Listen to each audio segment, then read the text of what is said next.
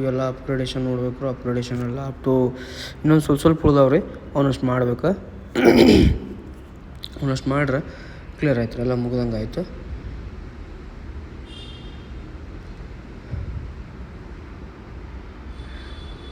ಅವೆಲ್ಲ ಟ್ರ್ಯಾಪ್ ಅವು ಆ ರೀತಿ ಜಿಗಿದು ಹೋಗ್ಬಿಡ್ತಾವ್ರು.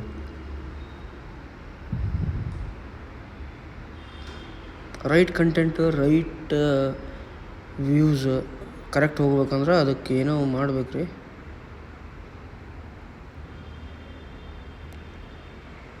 ನಿಮ್ಗೆ ಯಾರಿಗಾರ ಸ್ವಲ್ಪ ಗೊತ್ತಿದ್ರೆ ಹೇಳ್ರಿ.